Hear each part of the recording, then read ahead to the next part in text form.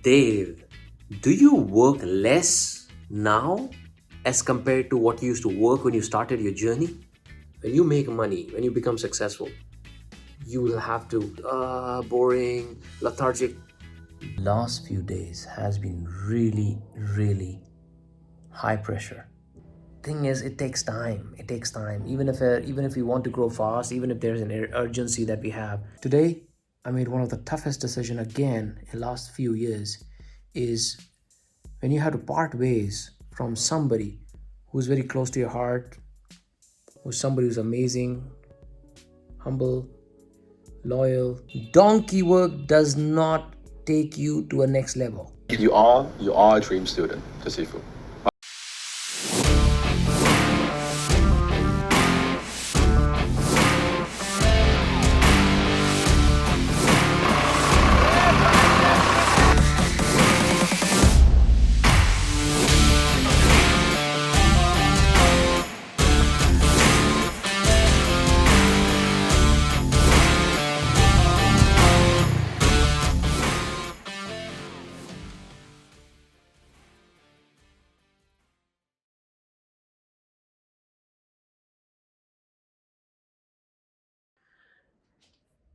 Dave, do you work less now as compared to what you used to work when you started your journey?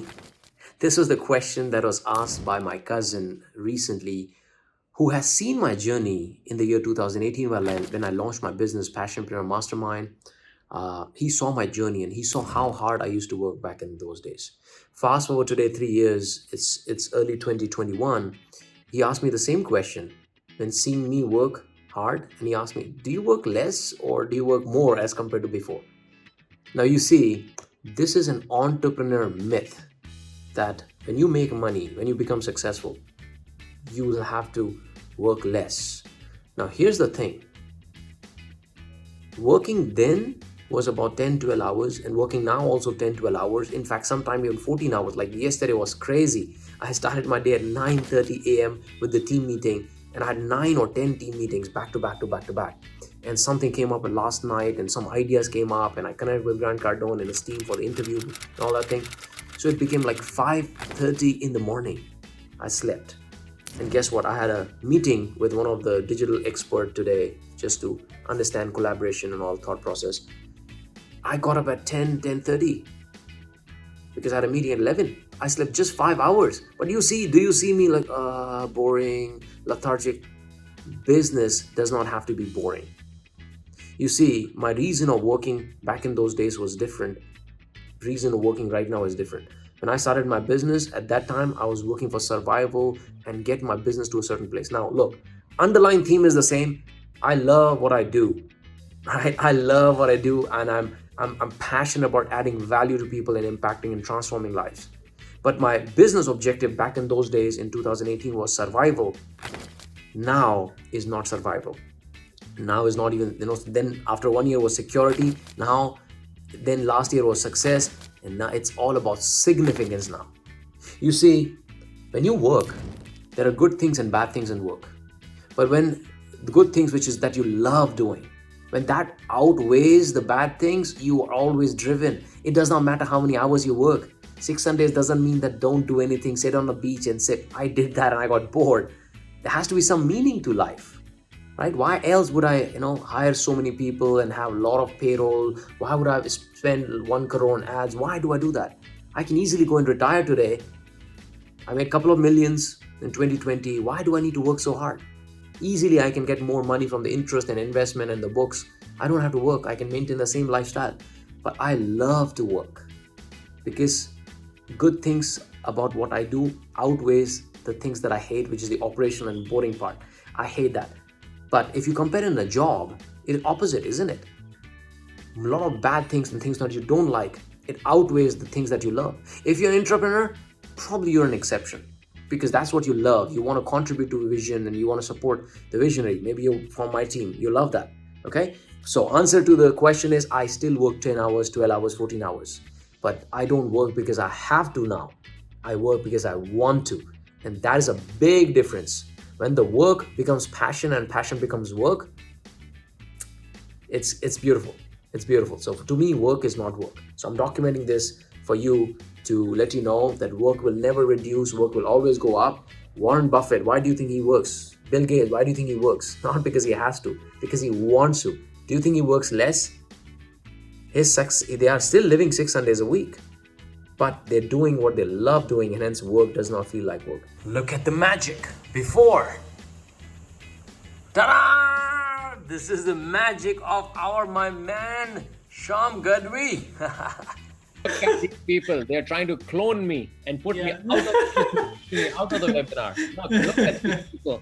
Don't go by their lovely, cute, whatever, the innocent faces. Don't go by their innocent faces. These are the wicked people who throw people out of business. So that's the vlog of the day. And I'm going to go and eat some idli and dosa right now with my cousin. See you.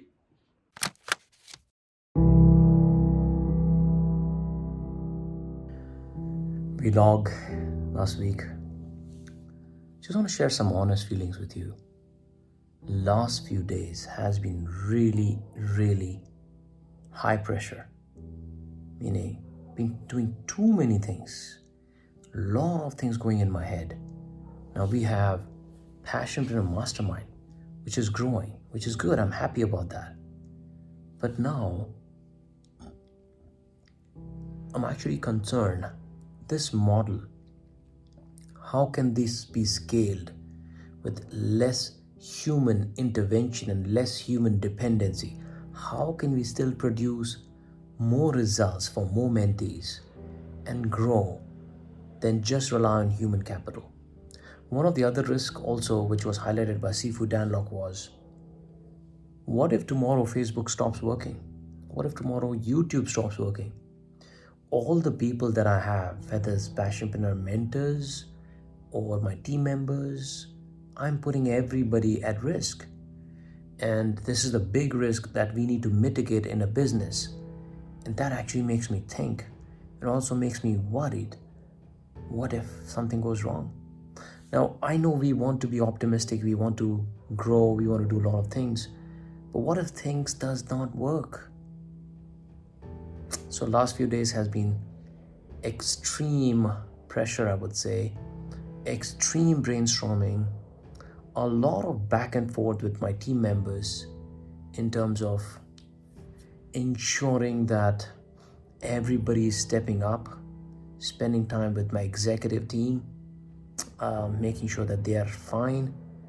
A lot of emotional back and forth between the right team members, right support, how we can help people grow, and building a team which is very strong. For this, we also need some very competent people coming from outside. On one hand, we have young team who requires a lot of time and effort to grow. On the other hand, do we really have time? Or should we have people who are already trained and who already got some kind of level of skills and have those people coming in? Lot of things. So yeah, my mind is just going crazy in last few days. But I want to document this honest feeling with you, because in a business, not everything will be hunky-dory every time. You will have low moments, you will have pressure moments, you will have really, testing times. Probably this is the phase for me. And for me, it happens every once in a year, once in probably twice in a year. This kind of situation happens, like when I go through an extreme pressure and a lot of things, a lot of brainstorming, a lot of ideas, and then a breakthrough. So this is probably that moment of high pressure, high thinking, and then a breakthrough will happen very soon. So that's what happened. And last few days has been coming back from Gujarat, doing a lot of things.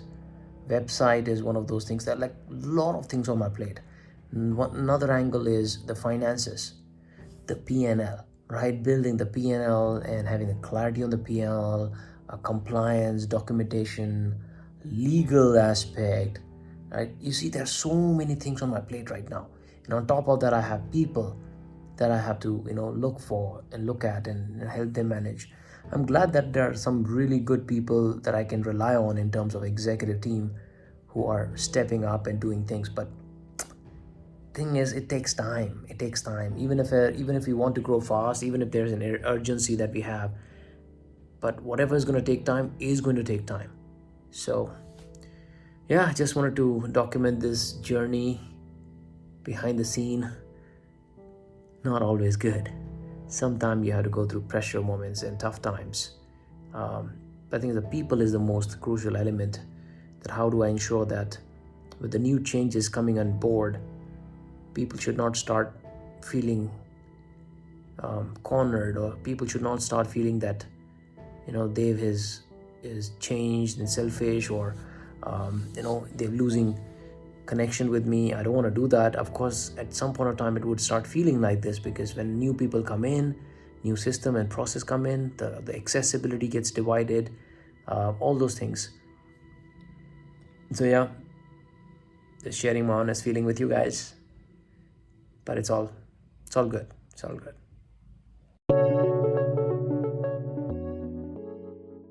Team Dan Locke. Seafood Dan Locke. Okay, so I've had a long day. Morning 11 a.m. till evening 7:30 p.m. Long day, right? What did we have? Strategy meeting. And I'm so glad that we discussed some of the very crucial things about the campaign, the process, and business.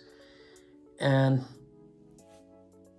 another night, we're making some really drastic change into the campaign. The biggest hurdle that I faced right now was, again, people. People are complicated. Systems and process are not. So if you're growing a multi-million-dollar business, you can resonate with me that people is going to be the number one challenge. I'm just grinding in your head. Become a great leader. Make decision by evaluating a lot of things, but not based on your just one incident. Listen to people around you. Do your proper research. The biggest lesson that I had in Passionpreneurs, I think I left a lot of gaps to fine tune, and a lot of things started falling off the crack. Today, I made one of the toughest decisions again in the last few years, is when you have to part ways from somebody who's very close to your heart, who's somebody who's amazing, humble, loyal. When we have to part ways from those people, not easy, man, not easy. But see, whatever happens for good. So I had to let one of my mentors go, and this person has been with me for a very long time, right from the batch one. And not the person is bad, or not that I don't like him, but he got involved a lot in his business, and there are a lot of things on his plate. We had a long conversation, the tough conversation, emotional, and we realized that it is best that we part ways from a mentor point of view, like from Passionpreneur mentor's point of view, and he should focus just on his business. It's good for him, for his future. So I'm just documenting this because I want to document that entrepreneurship is not a cakewalk. You have to learn a lot of things, and the biggest thing that you learn is people, leadership. So solving a lot of complicated, challenges within the team.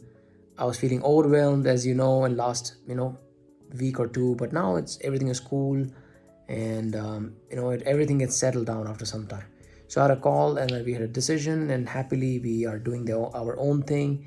We're changing a lot of things to Passionpreneurs, and the other mentors are really cooperating and supporting and stepping up. So this is part and parcel. That's the first lesson, right? You need to learn the leadership, and you need to take some tough decision as a leader. Some people may not like it, but for greater good, for the entire movement that you build, we have to make a decision. But luckily in this case, I think everybody is happy. Nobody is upset. Nobody's angry. But I've had the incidents in the past as well where I had to let people go, and people got disappointed. People got angry. And later on, they realized that they made a mistake, right? But anyways, whatever happens for good. So that's one. The second lesson that I learned is you need to learn how to fine-tune your process and system. You need to have review review mechanism for the campaign, review mechanism for feedback, for the coaching and training and accountability, and so many things. We need to have the complete process, which is foolproof, that we need to have feedback as well. So that is the biggest lesson. Third lesson in last few days, the conversation that I had with Sifu is your business scalable? When you're starting something new from the scratch, it is advisable to build a scalable business model, because if you do not have a business model which is scalable, you'll hit the glass ceiling and you'll burn out. A lot of people in coaching and training industry, they're burning out. Why? Because they're just trading time for money and they're just doing more and more and more hard work. Donkey work does not take you to a next level. And I said this in one of the voice note. I said, the strength of the past can become your weakness of the future. The strength that I had at the past as a 9 to 5 employee became my hurdle, because my mindset was still 9 to 5 employee and I cannot start a business with that mindset. Then I started my business. My mindset of a solopreneur was my strength, but became my weakness after 1 year or so. As of today, I cannot still operate as what I was in the past, my strength. Now I need to learn new things. I need to build a team. I need to learn to delegate. So whatever I do, I need to keep growing, and I need to let go of the strength that I have and not cling on to what was working in the past and what other thing is important. And I keep moving forward. So same thing is going to happen to passionpreneurs now, that we are going into redefining a scalable model with help of course, Sifu, the dragon, the king of the dragons. And so glad, so happy. I won another happiness. I won the 7-figure income award. That is unbelievable. I was the only person to win this award out of hundreds of people with Sifu and CIP online. And First year, he was making about $50,000 still, right? Kind of finding his way. And through XTC, just like you here, learning the skill, expanding his context, is learning new content, but expanding context. First year, triple his income. You've heard us a story, from 50,000 to 150,000, triple. Not the 5-10% like improvement, triple. Second year, from 150, triple it again. Wow. Right? 150 to now 450,000. And then last year, the third year, unfortunately, he didn't triple again. He actually did better than that. He went from 450 to $2 million last year, right? That is phenomenal. That since joining Dragon. Round of applause for Dave Gadhvi. Come on, make some noise.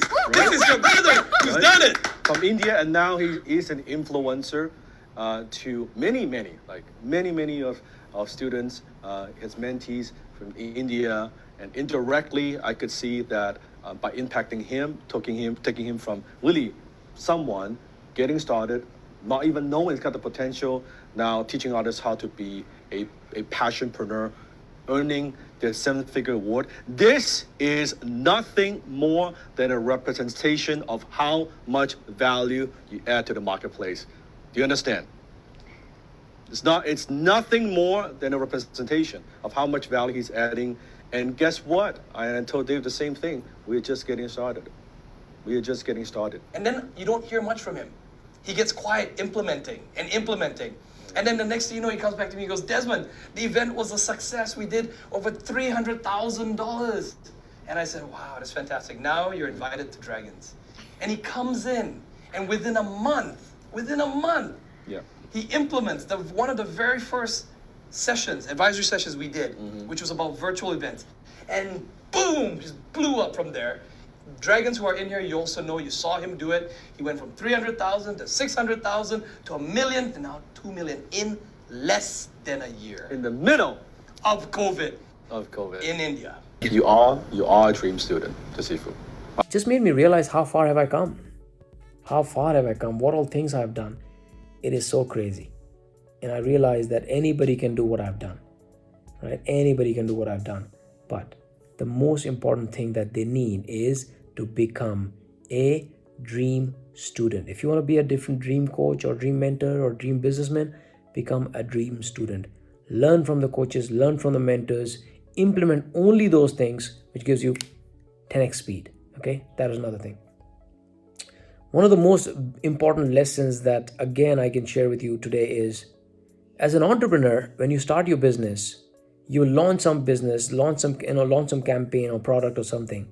Make sure you strategize and plan really, really well, because once you do that, it's gonna take a lot of time, effort, and money into this, right? That's number one.